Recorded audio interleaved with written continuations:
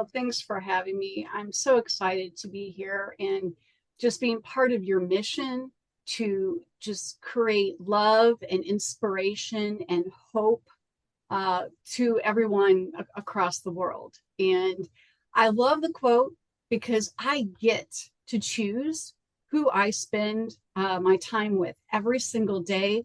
And I get to choose amazing people and communities.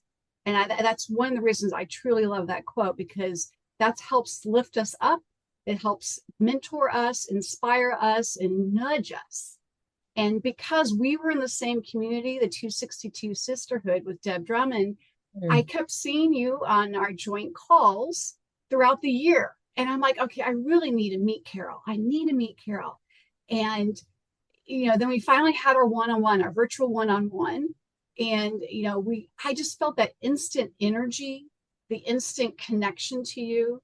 And when you were, sharing about this summit and this opportunity to join so many other amazing speakers sharing their story to create love and light into a world, I just I had this sense of, okay, I'm just going to do this. I am just going to do this and create that nudge. Oh So my gosh. Well, I am, and we are so appreciative that you are here. And I do want to shout out, Deb, who everyone met. She started the summit off when she spoke Monday. And, she is a connector. And I'm in mhm, high hopes everyone realizes what she does at 262 and how many people she connects. And I so appreciate Deb. Hope you're yeah, listening to us, Deb. Okay, yeah, so Rhonda, tell us, surrendering control? Yes, we do. We need to yes, surrender it. yes, because I am a recovering perfectionist. Mm, And, if I would have been having this conversation with you 5, 10 years ago, I would not have acted upon my nudge to mm, just say, hey, I'm going for this. I'm going to be part of this mission and I'm going to go for that. Because for me, control is staying in my comfort zone yeah. and because that created comfort for me. That could have created control for me.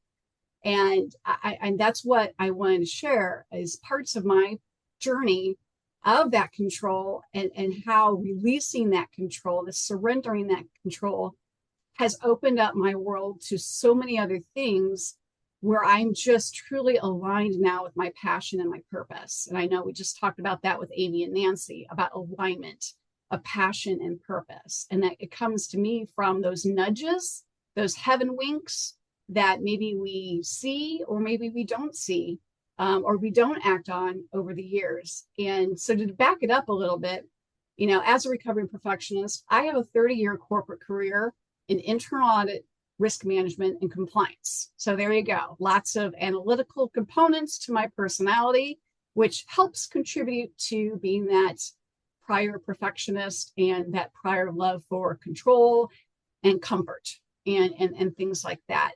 And so with that internal audit background, I had to tell people what they were doing wrong nicely for 30 years. But, I just really enjoyed the experiences from my corporate space before I Mhm. launched my own training and consulting business and where I live my passion and my purpose today 4.5 years ago. So I'm still that newbie, a new business owner, but that's truly where I'm living in my space today. That if you would have told me 10 years ago that this is everything I'd be doing today, I would have laughed at you.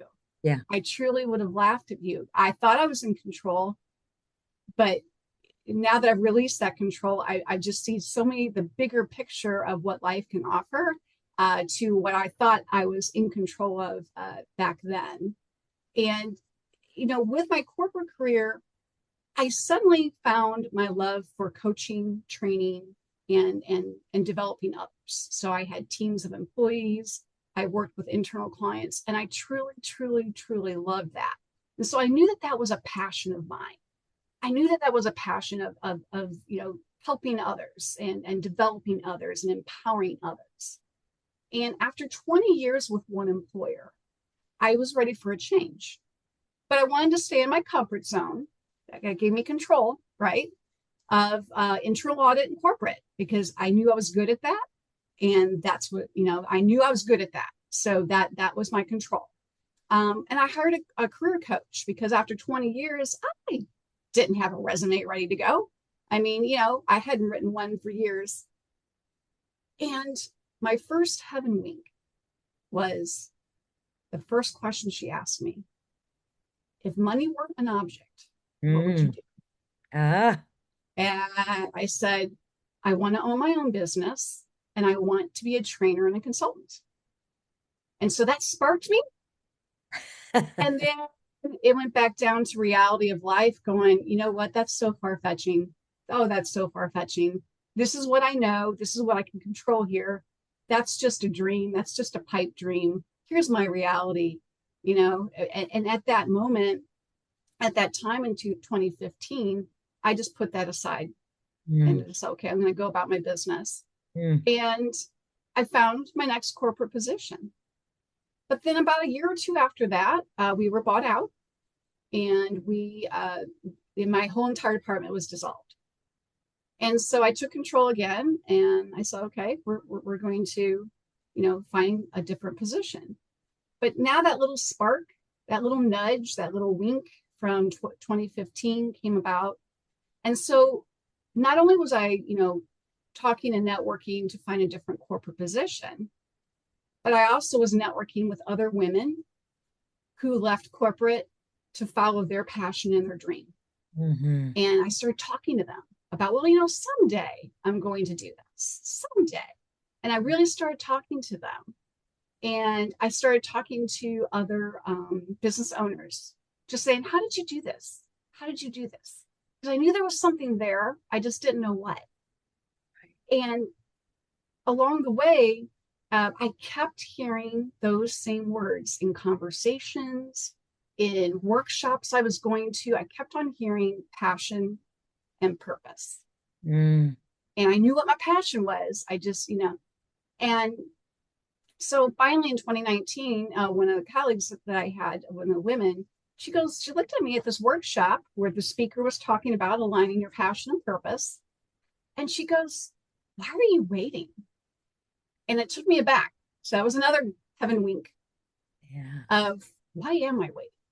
Well, I had excuses because at that time I wanted to do research. I didn't feel like, I wanted control. Okay. Well, I should know everything before I launch a business, right? Do we really know everything before we launch a business? Absolutely No. not. But that was my perfectionist brain. That was my control. I want, and I also go, well, finances. Because of the choices in our careers between my husband and myself, my husband chose a career that he loved, but my career was the one that paid the bills. My career, we relied on the insurance plan within my corporate positions. So I'm just like, that all had to be perfect before I made this big decision, right? So once again, taking that control, limiting where I can go, right? And so I had all these excuses. And so I moved along to that next corporate position. And when I got a phone call that they were restructuring all the levels of management, Mm-hmm. and they were moving my employee team away from me Okay. and giving me a different role. And that's truly what I knew, what I was passionate about, is coaching, training, and developing others. That once that phone call, instead of stressing, that was a God wink. That was a heaven wink of, it's time. It's Wow. time to release. It's time to just, not be in control, step out of your comfort zone and launch your business. Wow. But then, That's a big moment. yeah, it was a big moment. And that was a bigger wink than all the other winks. But, and I think this is a theme that we've been talking about throughout the summit, is sometimes we get those little nudges, we hear those inner voices, we get the winks, but we still go about without any significant change in our life. Right. Right. Until sometimes you not only need a wink, but you need a smack. And so, Right. and In the August of 2020, I got the biggest smack of my life, and that my whole world came to a spinning halt. I went to bed perfectly fine on a Friday night, and I went to wake up to do one of the things I love, which was walking a 5K with my girlfriends on Saturday morning. I couldn't even lift my head off the bed, off the pillow. I had vertigo. I never, I mean, I've been dizzy before, but being dizzy and vertigo are two separate things. Mm. And the vertigo was so bad that I had to lie still for 3 hours. I couldn't move. I Oh was my. nauseous. I was sweating. My husband had to pull me out of bed because I didn't have the equilibrium enough to even sit up by myself. Oh my He God. had to slowly walk me to the couch. But we didn't know what was going on. And this was during 2020. Everything was, in a different space at that time. And I had equilibrium and vertigo and brain fog and various levels of that for 27 months. Oh my God. 27 months. No. And I went to specialists and got tests and prescriptions and all the different things for 20. And every day was different of the level of vertigo and equilibrium that I had. Luckily, at the time when I was still working corporate, we were working from home, so I didn't have to drive, because for a whole month I couldn't even drive. My husband had to take me everywhere. Oh my And it God. wasn't until 2022, by that point I had launched my own business, that I realized lots of lessons from this, and Mm-hmm. lots of lessons about control and the Mm. benefits of surrendering that control, Mm-hmm. and the benefits of not ignoring those winks Yeah. and those nudges. Yeah. And that is that what was not holding me back to launch my business and taking that big leap to align my passion and my purpose of where I knew I could serve better with the strengths that I have. It wasn't the money. It wasn't the, having insurance. It was belief in myself and listening to my inner voice. Mm. And I went through a certification in 2022 that helped me with these lessons. Oh, And it goes back to, there is no failure in life, only feedback. And feedback. as a recovering perfectionist with that control, wanting everything to be perfect and be able to understand what I'm doing and that comfort zone, I live that lesson and remind myself every single day. Mm. There's no failure. Mm-mm. It's only feedback. Mm-hmm.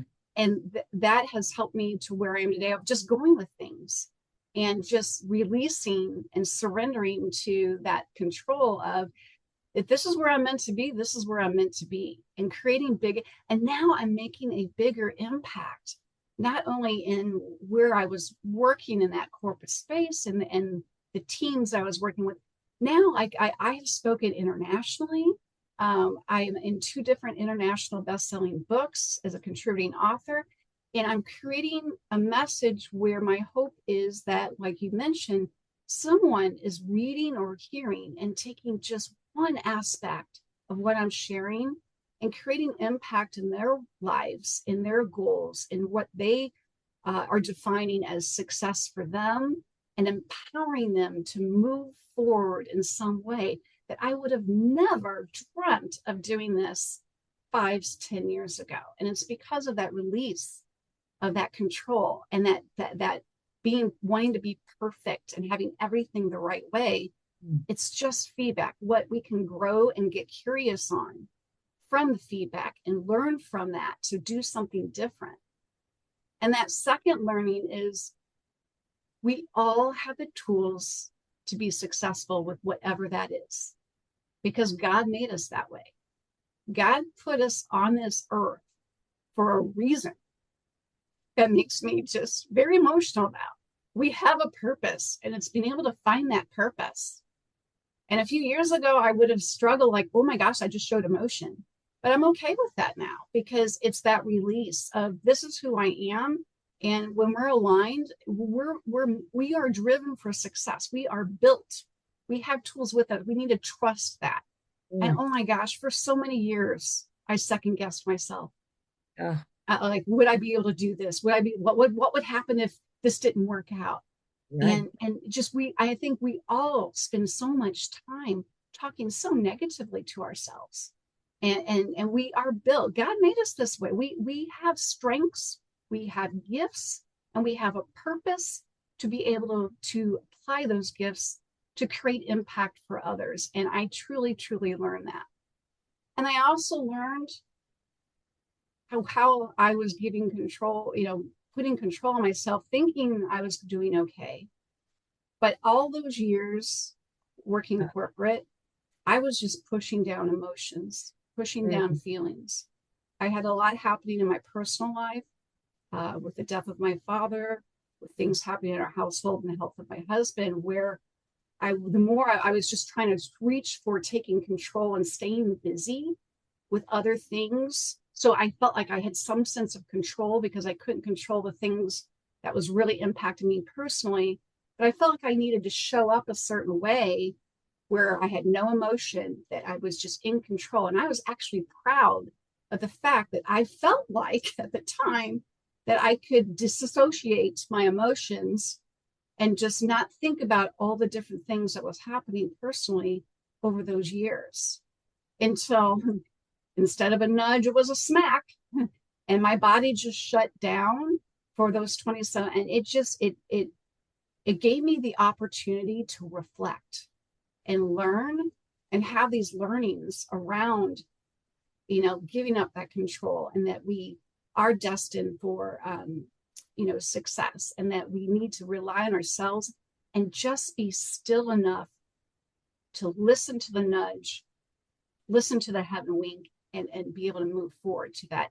So I'm more grounded by that, in releasing the emotion and not trying to control it all of the time, and just being.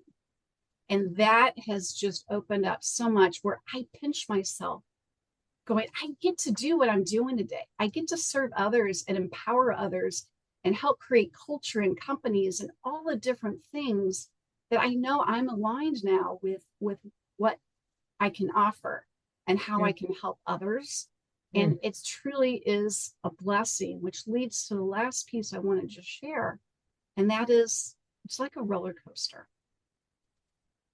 You can either grip on in fear and control, and wanting to control every move and twist that roller coaster takes, or you can just whale up your hands and just say, I am going with the flow. I'm going to experience this. I'm going to experience every emotion and twist and turn. And yes, they're not all going to be rosy, but that's okay, because we're going to be okay. And that's just what I want to leave, is just, are you gripping in fear and control, Mm. or are you just releasing and surrendering that control and just experiencing? And the more I'm connected, the more I understand that instinct and the trust in myself and the belief that we are here and we have tools, that the more I'm just empowered and can help empower others and create that bigger impact. Rhonda, thank you. I don't know how many of us are on here, but the perfectionist situation is real. Oh, it is It's every real day. every single day. And there's so many things I want to touch on. But first of all, another way we are all connected. I believe we all have ultimately the same purpose, and that is to help one another. Absolutely. And back that up. That's why we've all been given these unique gifts from God. They're God's gifts, as you mentioned. Mm-hmm. Well, if we are growing our God-given gifts, we are helping other people. When we There's this analogy, and I have an ADHD coach, because basically I'm untreated and unleashed, as we all know, with my ADHD, and he has so helped me. But one of the things that he said is this perfectionism. Most corporations, if something is 70 to 82%, odd number, even number, but you know what I mean. Mhm. If it's that good, they go with it. They no more work on things and trying to get things perfect. It's like, okay, this is good. It is Mhm. okay. Take the step forward, move forward so you can take another step. I love that. The recovering perfectionist. I mean, it would be interesting to see how many are on this call or on this summit. The next is, don't you, these nudges, like you said, you were getting, I feel like that's the Holy Spirit. And we talk about it in the wonderful Bible study I'm in. And it's like, okay, nudge, send a text. First thing is I'll do it later. Nudge Mhm. and maybe not do it. You get this little nudge. You need to call so and so. Mhm. Whatever it may be, sometimes, like you said, it's just a little bitty nudge, a little thought, a little wink. And then you get the push, then you get the shove. And Mhm. taking care of yourself, I can't even imagine waking up and not being able to lift your head off the bed. Mhm. And looking back, I realized over the years I had health nudges that I ignored. I mean, and Mhm. I just, like until like you get the smack at that morning of, okay, you can't put this off anymore. I had been in the ER a couple of times because I had chest pains and arm pains. And note, if you go to the urgent care and you say you have arm and chest pains, they automatically send you the ER. Mhm. But we would do tests, or I had blood work done because it was abnormal. And all the tests, thankfully, didn't show anything except for the common theme was stress. And then my thought was, oh, that's just stress. I'm in control. I'm going to push this down. I'm going to push through. And how many times do we say push through? Ah, So those were all the other nudges happening to me personally, in addition to those professional nudges, that the more you ignore them, the more you ignore them. Or if you're not still enough because you're so busy to even acknowledge that you're getting a nudge, yeah, then there's one day where you're going to wake up and you're going to be smacked just like I did. yeah. Where your body's just saying no more. You just It stop. it's the no, it's the truth. It's like, and kind of associated with perfectionism. It's like, okay, if I'm not eating the perfect diet all day long, I'll start that tomorrow. Mm-hmm. If I can't walk for 45 minutes to an hour, I'll just wait till tomorrow. Mm-hmm. Point being, and I hope everyone in the audience hears this, take a walk around the block. Mm-hmm. You know, if you're like me, don't eat the whole bag of Reese cups, eat one or two if possible. Oh, There's those are that my favorite addictive too. behavior that's also associated with all this, different setting or different day. But Rhonda, I so appreciate something else you said, and I know everyone relates to this. We can always come up with reasons. We'll call them excuses. We can always come up with reasons to wait to do something, Mm-hmm. to defend our day-to-day habits, our behaviors. There are, too busy, start tomorrow. Don't start that company or even start working, thinking about it because of finances. These are real things. Mm-hmm. And so we can make enough excuses that we never grow our God-given gifts. Mm-hmm. And like you said, I love the questions that you were asked. Number one, if money and time were not part of this equation, what would you be doing? Mm-hmm. There's a very good, let's go with the 80-20 rule, an 80% chance that is your God-given gift, what you say you'd love to do. Mm-hmm. It has to do with your God-given gift. And then I love down the road, you were asked, why haven't you started? Mm-hmm. And then you, because of all these reasons. So thank you.